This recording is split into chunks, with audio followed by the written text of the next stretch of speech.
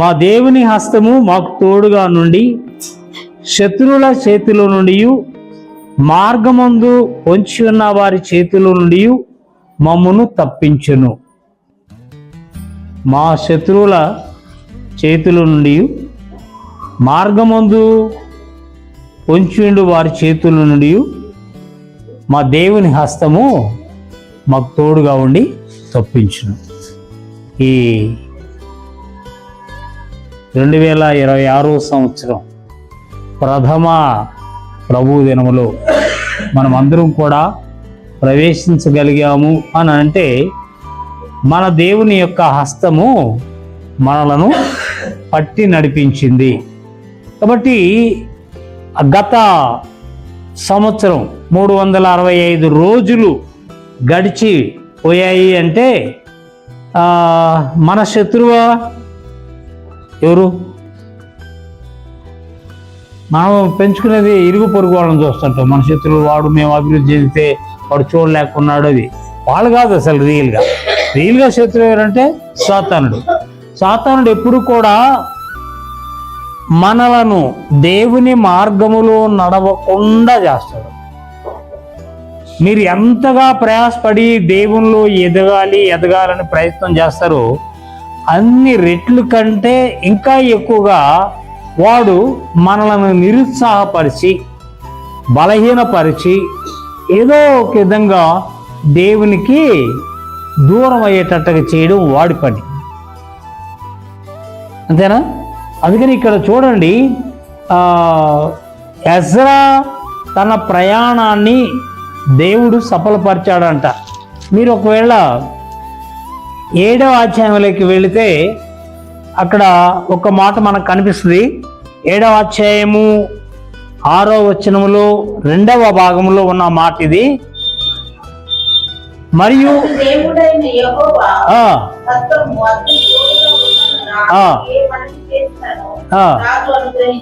Right, దేవుడు ఎజ్రాకి తోడయ్యున్నందున అతడు ఏ మనవి చేసినా రాజు దగ్గరికి వెళ్ళి ఆ మనవి సక్సెస్ అయిపోయేది. ఇప్పుడు మనం ప్రభుత్వ అధికారుల దగ్గరికి వెళ్ళి మనం విషయాలు చెప్పుకుంటూ ఉంటాం, కానీ ఎవడు పట్టించుకోవడంలే. అంటే మనకి ఇప్పుడు దేవుని హస్తం తోడు లేనట. దీని ప్రకారంగా ఇప్పుడు మొదటి వచనంలో ఏముంది? మనం మొదట చదువుకుంది, మా దేవుని హస్తం మాకు తోడుగా నుండి శత్రువుల చేతుల నుండి మార్గమందు పొంచి ఉన్న వారి చేతుల నుండి మమ్మను తప్పించినందున మేము యెరూషలేమునకు వచ్చి 3 దినములు అక్కడ బస చేస్తేమి. మీరు ఐగుప్తు దేశములో నుండి పాలస్తీనాకు వచ్చిన తర్వాత ముందుగానే మోషే చెప్పాడు, మీరు ఇక్కడ ఏదన్నా ఎక్స్ట్రాలు చేస్తే మీరు ఇక్కడ కూడా ఉండరు, మళ్ళీ మీరు వెళ్ళిపోతారా అన్నాడు. ఏంటంటే ఇశ్రాయేలులు ఐగుప్తు దేశంలో దాసత్వం చేశారు. దాసత్వం నుంచి దేవుడు విడిపించాడు మోషే నాయకత్వంలో. తీసుకొచ్చి ఇక్కడ విడిపించిన తర్వాత అంటాడు, ఒకవేళ మీరు మరలా ఏదైనా దేవునికి వ్యతిరేకమైనటువంటి పాపాలు చేస్తే మరలా ఇక్కడ ఎక్కువ కాలం కూడా ఉండరు, మళ్ళీ వెళ్ళిపోతారు మీరు చెప్పారు. కానీ చేశారు. చేసిన తర్వాత మళ్ళీ ఎక్కడికి వెళ్ళారు? బబులోని చెరకి వెళ్ళారు. వాళ్ళు అనుకున్నారు బబులోని చెరలో ఎంత లేదు తొందరగా వచ్చేస్తాము అట్లా అనుకున్నారు. పాపము వాళ్ళు అక్కడ 70 ఏళ్ళు ఉండాలి. సరే, దేవుడు వారిని కనికరించి మరలా వాళ్ళని తీసుకురావడం జరిగింది. అయితే ఇప్పుడు వారి ప్రయాణాన్ని దేవుడు సఫలపరిచాడంటే, ఇప్పుడు మీరు యెహోషువ గ్రంథాన్ని కనుక మీరు గమనిస్తే అక్కడ ఇశ్రాయేలు ప్రజల కొరకు వారు పడినటువంటి ప్రయాస, వారు చేసినటువంటి యుద్ధాలన్నీ కూడా మనకి ఉన్నాయి. అంటే దేవుని హస్తము తోడుగా ఉంటే వారికి విజయం చేకూర్చబడుతుంది అనేది. ఇప్పుడు మన జీవితాలలో దేవుని హస్తం తోడుగా ఉంది అని మనం అనుకుంటున్నాం. ఇప్పుడు మన దేశంలో ఉన్నటువంటి పరిస్థితిని బట్టి ఈ మధ్యంతా మీరు బాగా చూశారు, క్రైస్తవుల్ని హింసించడం, బాధించడం. వీళ్ళు వెళ్ళి ఏమన్నా చెప్పుకున్నా వాళ్ళ కేసులు ఏమైనా చేస్తున్నారా? చేయలే. అంటే దీని అర్థం ఏంటి? దేవుని హస్తం మనకి తోడుగా లేదనేనా? ఇక్కడ దీని ప్రకారం ఈయనేమంటాడు, దేవుడైన యెహోవా హస్తం అతనికి తోడైన ఉన్నందున అతడు ఏ మనవి చేసినా రాజు అనుగ్రహించాడు అంటాడు. ఇప్పుడు రాజులు అంటే మనల్ని పరిపాలించే వాళ్ళు, అధికారులు మన మాట వినడం లేదనేది స్పష్టంగా అర్థమైపోతుంది. వార్తల్లో, యూట్యూబ్లు అన్నీ మనం చూస్తున్నాం. ఇప్పుడు దాన్ని బట్టి మీరేమంటారు? దేవుని హస్తం మనకు ఉందా లేదా?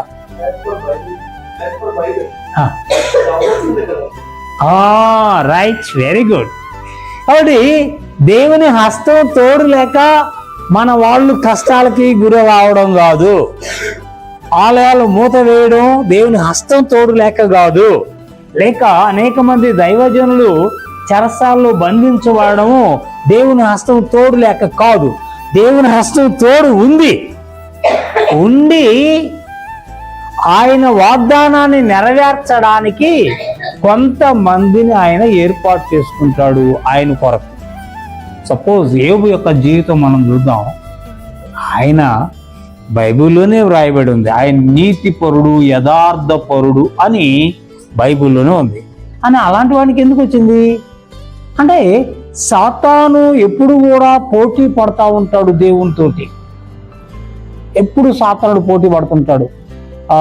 నీ ప్రజలు ఇలాంటి వాళ్ళు, నువ్వు ఎలాగా అంటే, నా బిడ్డలందరూ మంచి వాళ్ళు అంట. ఇప్పుడు మనము మన పిల్లల గురించి గొప్ప సాక్ష్యం చేస్తారు, నా కుమారుడా, నా కుమార్తె ఇలా మంచివాళ్ళు అని చెప్తారు.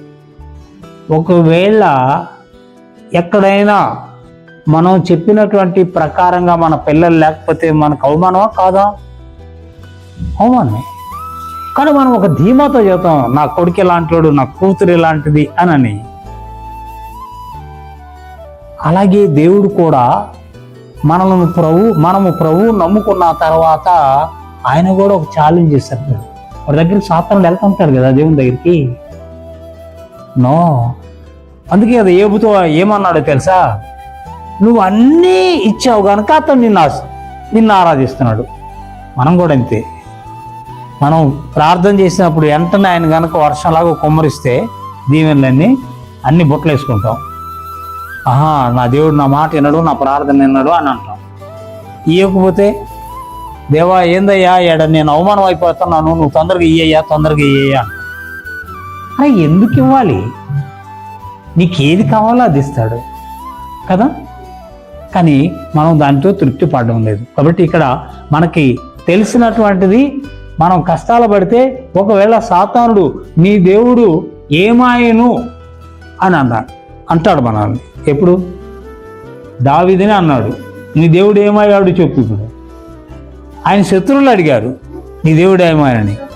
అది చాలా మనకి బాధకరంగా ఉంటుంది. నీ దేవుడు ఏమాయనా అన్నప్పుడు నిజమే, మరి మనం ప్రార్థన చేస్తున్నాం, దేవుడు ఎంత మన యొక్క ఆలోచనలు ఎలా ఉంటాయంటే, ఎవడైనా ఒకరు తప్పు చేస్తే వెంటనే అగ్ని ఆకాశం నుండి వర్షలాగా కూర్చి వాడిని కాల్ చేస్తే ఎప్పుడు లోకం నమ్మొద్దు అంటాం. మనం అందరం అంతే కదా. ఇప్పుడు కొంతమంది ఎవరైతే సపోజ్ మనల్ని హింసించి బాధించే వాళ్ళు ఉన్నారు అనుకుందాం, వాళ్ళని మనం తలంచుకునేది ఎట్లా అంటే, ఎంతైనా రావాలి వర్షం, అట్లా పడాలంతే. అగ్నివర్షం, మామూలు వర్షం కాదు. అగ్నివర్షం పడితే అప్పుడు మనం తృప్తి పడతాము. కానీ దేవుని చిత్తం కాదు అది. ఒకవేళ అలా దేవుని చిత్తములో ఉంటే ఇక లోకం ఏది ఉండదు. ఈవెన్ నువ్వు నేను కూడా ఉండదు. మనం కూడా తప్పులు చేస్తుంటాంగా, అనవసరంగా కోపడుతుంటాం ఇతరుల మీద, అనవసరమైన ఇతరులని అపార్థం చేసుకుంటాం. అది కూడా తప్పే కదా. దేవుడు ప్రేమామయుడు గనక, ఆయన క్షమించే గుణం ఉంది గనక ప్రతి వాడిని క్షమిస్తాడు. చివరికి తనని హింసించిన వారిని క్షమించినప్పుడు, తన పిల్లల్ని హింసించినప్పుడు ఆయన ఎందుకు క్షమించడు? మనం ఆయన పిల్లలని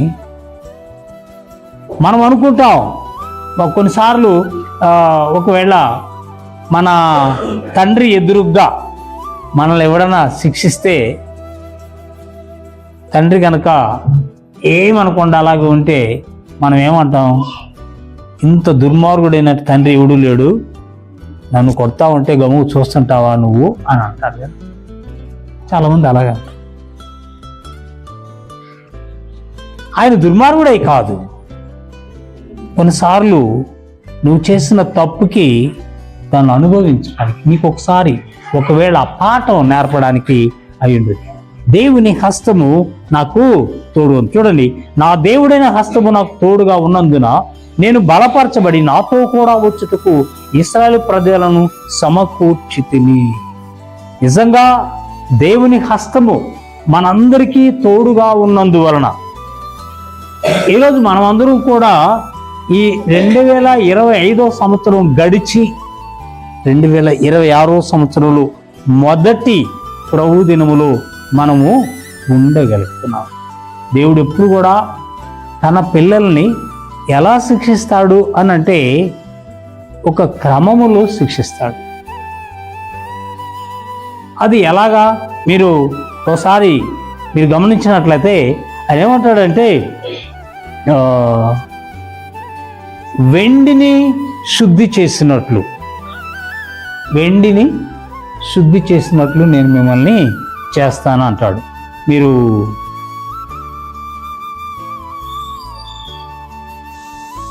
ఇర్మియా గ్రంథం 7వ అధ్యాయం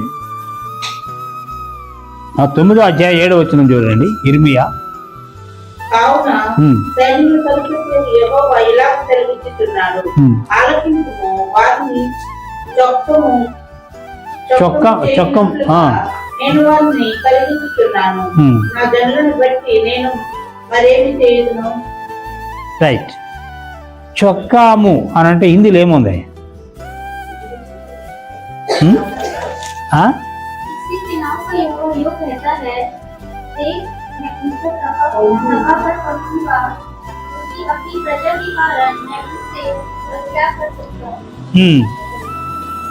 అంటే హిందీలో ఏముంది? తపాక. తపాక అంటే తెలుసా మీకు ఏమన్నా?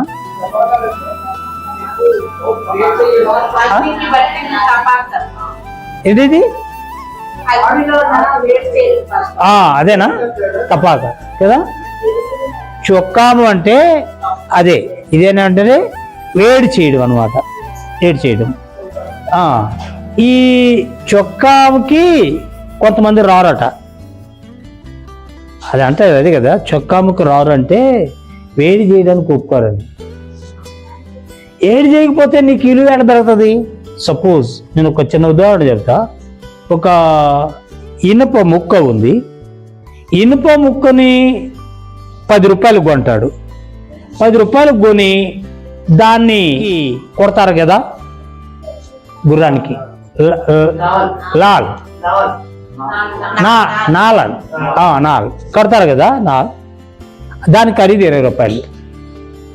అంటే 10 రూపాయలు ఇనుముని కాల్చి సాగొట్టి గుర్రానికి గనక కనుక చేస్తే అది 20 రూపాయలు అమ్ముద్ది. అంటే ఒక వస్తువు ఎంత?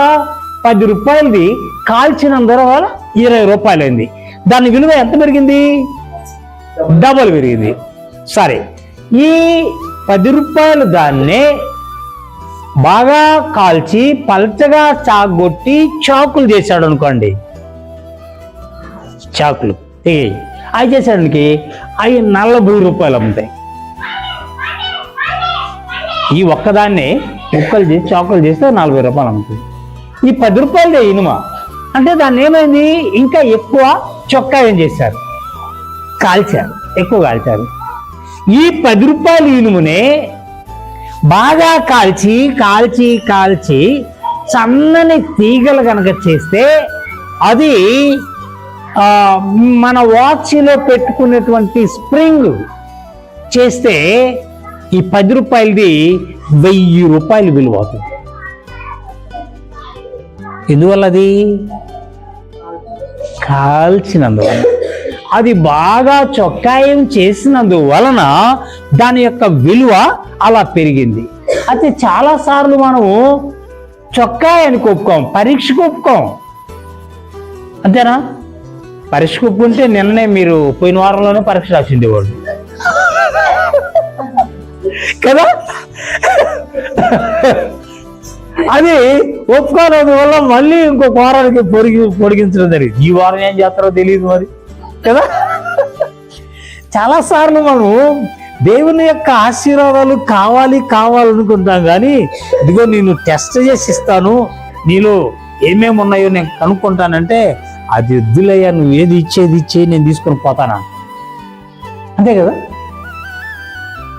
నువ్వు ఏదో చెప్పాయి ఆ చాలు, నీ కథలన్నీ మాకొద్దు, 4 మాటలు చెప్పి పంపించేసి మేము వెళ్ళిపోతామంటారు. ఎండిని నిర్మలము చేసినట్టు నేను మిమ్మల్ని నిర్మలం చేస్తానంటాడు.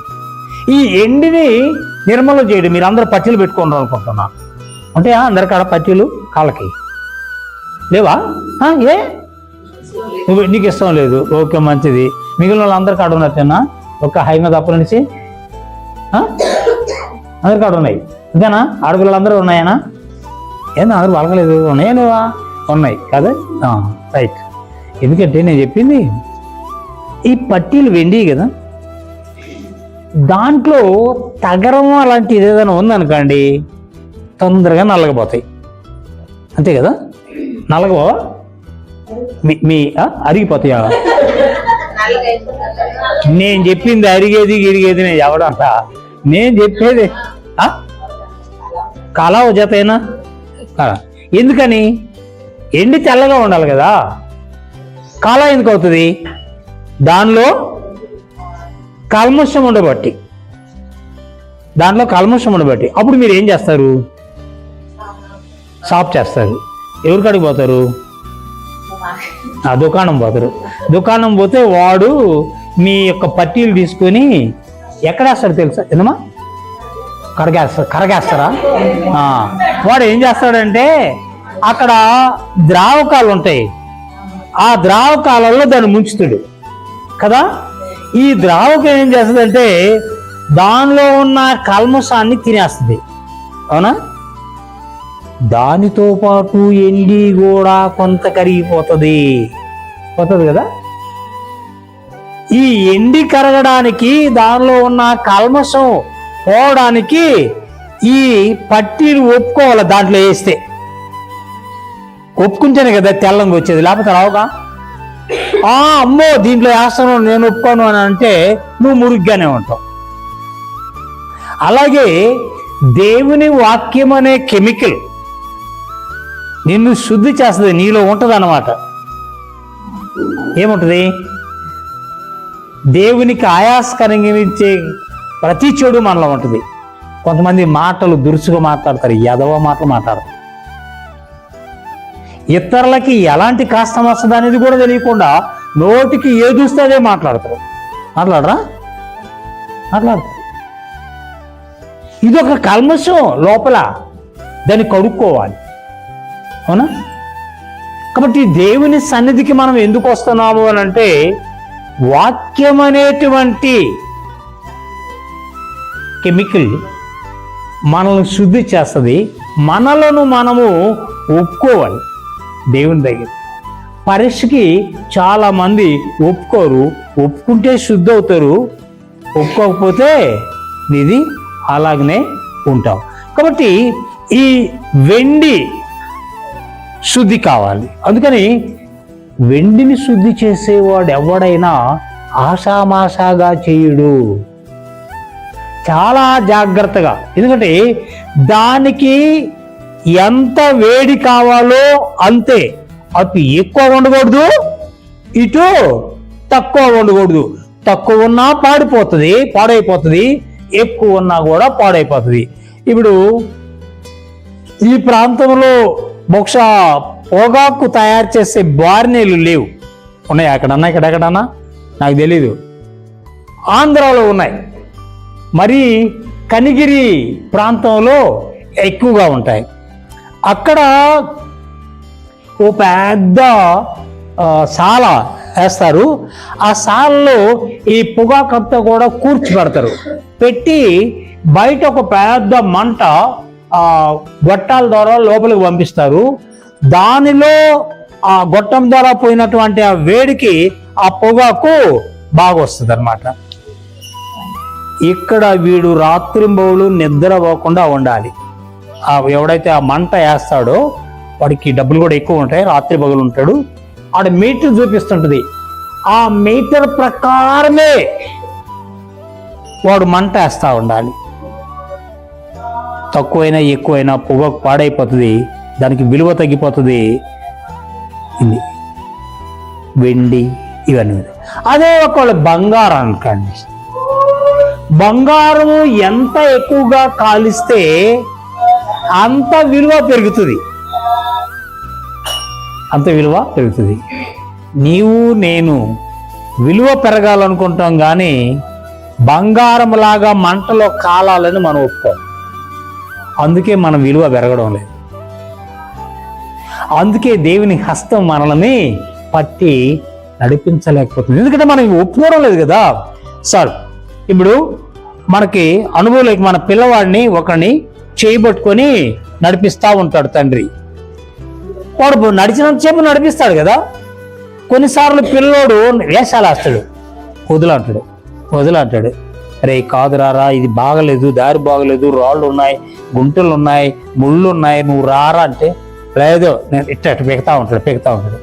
అప్పుడు వాళ్ళ తండ్రి ఏం చేస్తాడు?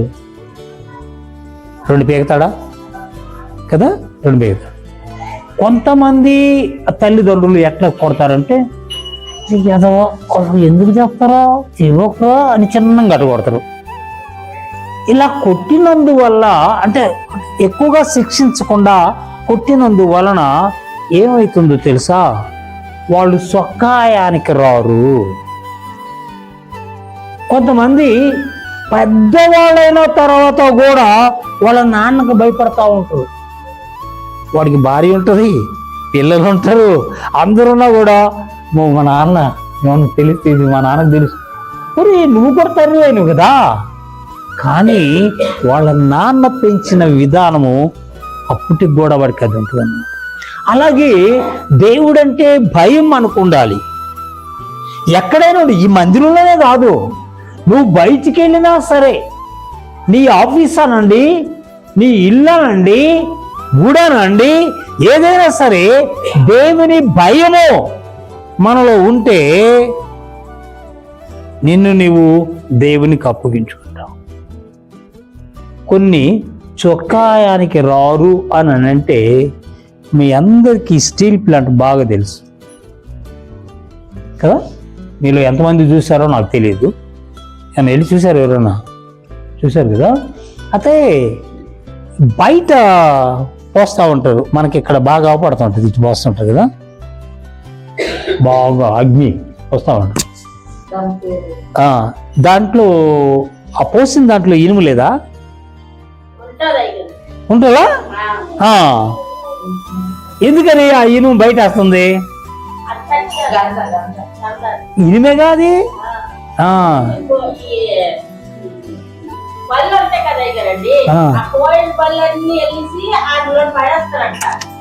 కరెక్టే. ఇప్పుడు ఇనుమంతా వాళ్ళు బయటికి తెస్తున్నారు కదా, ఇనుమంతా బయటికి తెస్తున్నారు. అన్ని వాళ్ళు అనుకున్నటువంటి అమ్మా రైట్ అదే ప్లేట్లు కానీ సువ్వలు కానీ ఏదైనా చేస్తున్నారు కదా. ఈ ఇనుము దాంట్లోకి వచ్చింది, మిగిలింది కూడా రావాలి కదా, అంతా రావాలి కదా, ఇనుము అంతా రాలేదుగా. అంటే ఏమిటి అని అంటే అది ఎంత వడపోసినా కూడా మడ్డిలోకే పోద్దన్నమాట. మనం కూడా జీవితాలు అంతే. ఇప్పుడు మీకు అర్థమవుతుంది అనుకుంటా, మన జీవితాలు మధ్య.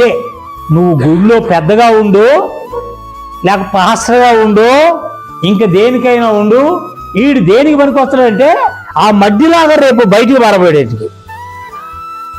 నువ్వు కనుక చొక్కాయానికి వస్తే నువ్వు ఎక్కడుంటావు? లోపల ఉంటావు. నిన్ను ఏదో పెద్ద ప్లేట్ గానో, లేకపోతే సన్న తీగ గానో, లేక రైలు పట్టాలు నడిపేటువంటి పట్టాగానో ఏదో చేస్తాడు. నువ్వు రావడం లేదు, చొక్కాయానికి రావడం లేదు. అందుకనే యాకోబు భక్తుడు ఏమంటాడంటే, శోధన సహించువాడు ధన్యుడు. శోధన సహించువాడు ధన్యుడు. శోధనలు వస్తాయి అని అంటాడు. ఎజ్రా చెప్తున్నాడు కదా, నా దేవుని హస్తము మాకు తోడుగా ఉన్నందువలన మా ప్రయాణము సఫలమైంది. అంత మాత్రమే కాకుండా దారిలో పొంచి ఉన్నటువంటి ఆ శత్రువుల చేతిలో నుండి కూడా దేవుడు మమ్మల్ని తప్పించాడు. దేవుడు మనల్ని తప్పించాడు అంటాడు. దేవుడు మనలను తన చేత్తో పట్టి నడిపించినటువంటి వాడు. ఈరోజు మనం అందరం అనుకుంటున్నాం ఏమని అని అంటే, ఏదో 2026 సంవత్సరంలో ప్రవేశించాం, ఎంత ఖుషి, ఆ రోజు ఏదో విషయం చెప్పుకున్నాం, లేకపోతే మంచి భోజనాలు అనుభవించాం నేను అనుకోవచ్చు. కానీ నిన్ను ఈ సంవత్సరంలోకి ఆయన నడిపించాడు అనేటువంటిది మనం మర్చిపోయాం. భక్తుడైన దావీదు అంటాడు, గాఢాంధకారపు లోయలో నేను సంచరించను, ఏ అపాయమునకు భయపడను. పోయి నువ్వు నాకు తోడున్నావు. ఇది అంటే నువ్వు నా తోడు, నా చెయ్యి. ఇప్పుడు చాలాసార్లు ప్రమాణాలు చేస్తుంటాం కదా, నేను నీకు తోడుగా ఉంటాను అని అంటాడు. ఈ మాట చాలా మంది మర్చిపోతారు. అటు స్త్రీ అనండి, పురుషుడు అనండి, ఎవరైనా అవ్వచ్చు, ఇద్దరు చేసిన వాళ్ళే ప్రమాణం. కష్టం వచ్చినప్పుడు చిప్పరా అంటాం కదా. కష్టం వచ్చినప్పుడు కూడా ఆ ప్రమాణాన్ని మర్చిపోకూడదు. నేను అన్నాను కదా ఈ ప్రమాణం, ఓకే నువ్వు నన్ను ఎలాగైనా చూసుకో, నేను మాత్రం నిన్ను ప్రేమిస్తా, నేను మాత్రం నీకు చేపట్టుకుంటా, నడిపిస్తాను అని చెప్తాను. అలా లేదు. ప్రేమ అనేది ఎప్పుడు కూడా అంటి పెట్టుకొని ఉంటుంది. ప్రేమ ఎప్పుడు స్వార్థాపేక్షను చూసుకోదు. ప్రేమ ఎప్పుడు కూడా తన క్షేమాన్ని చూసుకోదు. అది ప్రేమలో ఉండేటువంటిది గొప్ప విషయం ఏంటంటే తన క్షేమాన్ని చూసుకోదు,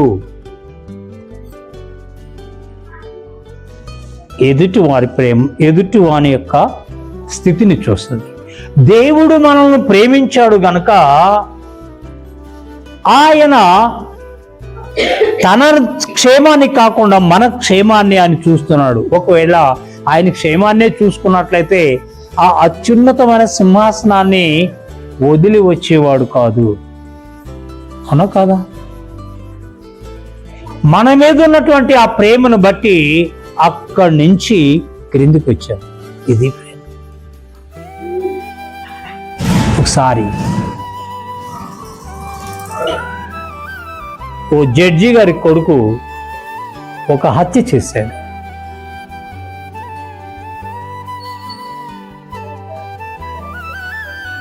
రాజు ఆజ్ఞేశాడు, ఆడెవడో హత్య చేసిన వాడిని పట్టుకండ్రా, వాడిని ఉరికమ్మకి చాలా అన్నాడు. తీరా ఎతికితే దొరికాడు, వాడు ఆ జడ్జి కొడుకే. ఇప్పుడు అనుకున్నారు ఆ జడ్జి చాలా మంచివాడట, నిర్దాక్షిణ్యంగా తీర్పు తీర్చేవాడట, నీ అనే తేడా లేకుండా చేసేవాడట, ఎవరికి భయపడేవాడు కాదంట. అప్పుడు ప్రజలందరూ అనుకున్నట్ట, ఇప్పుడు అర్థమవుతుంది తన కొడుకు ఎలాంటి శిక్ష వేస్తాడు అని.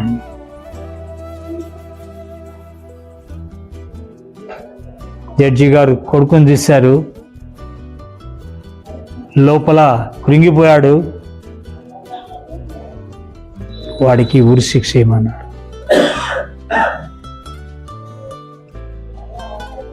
అందరూ వెళ్ళిపోయారు. పలానా రోజున ఉదయం 5 గంటల కల్లా ఉరి శిక్ష వేయాలని ఆర్డర్ వేశాడు. సరే, ఆ రోజు రానే వచ్చింది. జడ్జి గారు పర్మిషన్ తీసుకొని నా కొడుకుతో ఒక మాట చెప్తానయా, నన్ను విడవండి అన్నాడు. చివరిలో వాడికి ఎట్లా ఉరిశిక్ష పడుతుంది కాబట్టి మాట్లాడడానికి సమయం ఇస్తారు కదా. అప్పుడు జడ్జి గారిని లోపల ఉంచాడు. వెళ్ళాడు. వెళ్ళి తన కొడుకుతో చెప్పాడు, రే బేటా, ఇక నేను ఎన్నిసార్లు చెప్పాను, అయ్యా వాళ్ళ సావాసం నీకు వద్దురా వద్దురా వద్దురా అని చెప్పి నువ్వు వినలా. ఈరోజు నీకు ఆ శిక్ష పడి. వాడు అన్నాడు, నువ్వేం తండ్రివి? ఏమన్నాడు? నువ్వేం తండ్రివి, నాకు నువ్వు ఉరి శిక్ష చేస్తావా? ఇదేనా తండ్రి ప్రేమ అన్న. అవును, ఇదే తండ్రి ప్రేమ. బిడ్డ, ఈ రోజు నుండి నువ్వు బాగా బ్రతుకు. ఈ రోజు నుండి నీ జీవితాన్ని నువ్వు సరిచేసుకో. చూడు, నీ బదులు నేను చూచు. ఈ కోటంతా కూడా తన కుమారునికి ఇచ్చి, తన కుమారుని వస్త్రాలు తనేసుకొని వాడు నిలబడ్డాడు. ఉరి శిక్ష వేసేటువంటి వాడు వచ్చాడు. వెంటనే ఉరి శిక్ష వేశాడు, ముసుకేసి. తెల్లవారకు ముందే 5 గంటలప్పుడే ముసుగు తీసి చూస్తే జడ్జిగా తండ్రి ప్రేమ ఇలా ఉంటుంది. చాలాసార్లు మనము మన పిల్లల్ని శిక్షించాం. అంటే చొక్కాయానికి తీసుకురాము, మనము కూడా చొక్కాయానికి ఇష్టపడము.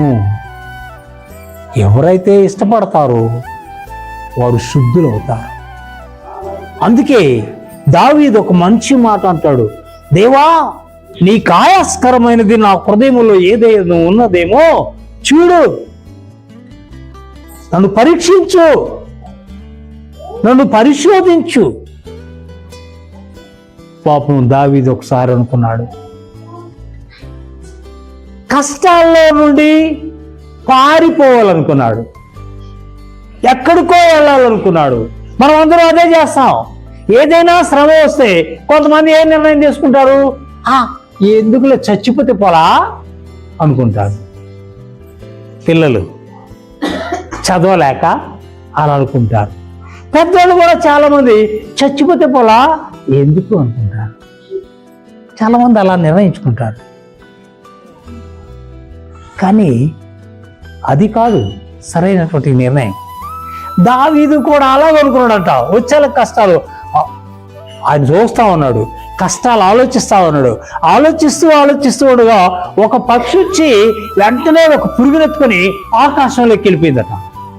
అది చూశాడు, అబ్బా, నాకు రెక్కలున్నట్లయితే నేను అలా ఎగిరిపోదును కదా, ఈ కష్టకాలం నుంచి, ఈ ప్రాంతంలో నుంచి, వీళ్ళ నుండి నేను దూరం అయిపోయేది కదా అనుకున్నాడట. కొంచెంసేపు ఆలోచించి, ప్రభువా, నేను రెక్కలు కట్టుకొని ఆకాశంలోకి ఎగిరినా అక్కడ నువ్వు ఉన్నావు. దేవుణ్ణి విడిచిపెట్టి ఎక్కడ ఉంటాం మనం? నేను అగాధ జలములలో ఉన్నా అక్కడ నువ్వు ఉన్నావు. ఉండబట్టే కదా యోనాని పట్టుకొచ్చాడు. ప్రియమైన దేవుని బిడ్డలారా, ఈ 2026వ సంవత్సరం దేవుడు మనందరికీ ఆశ్చర్యకరంగా చేసి తన చెయ్యి పట్టుకొని తీసుకొచ్చి 26లో వదిలాడు. ఇక్కడ నువ్వు నీ జీవితాన్ని ఎలా మలుచుకుంటావో అది నీ చేతికి అప్పించింది.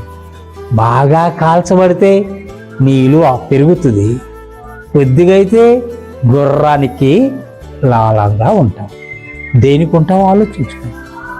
ఈ సంవత్సరం మనకు ఆశీర్వదకరంగా చేశాడు. దేవుడు మిమ్మల్ని దీవించి ఆశీర్వదించును దాకా ప్రార్థన చేద్దాం. దయగల మా తండ్రి, ప్రేమగల ప్రభువా, కృపామేడ పరిశుద్ధుడా, నీ వందనాలు చెల్లిస్తున్నావు. నీ సన్నిధి, సంరక్షణ, కాపుదల మాకు అనుగ్రహించారు. మీకు స్తోత్రాలు చెల్లిస్తున్నావు. మీ మిత్రుని ప్రేమ చేత నింపారు. మమ్మల్ని నిజంగా మా ప్రభువా మీరు చెయ్యి పట్టి నడిపించారు. ఈ 2026వ సంవత్సరం ఆరంభము నుండి ఈ ఫస్ట్ ప్రభు దినం నుండి చివరి వరకు మీ సన్నిధి, కాపుదల అందరికీ అనుగ్రహించమని, ఇక్కడున్న ప్రతి వారిని మీ కృపాహస్తాలలో భద్రపరచమని మా ప్రభువును మా రక్షకుడైన యేసును అడుగుతున్నాం తండ్రి. ఆమేన్.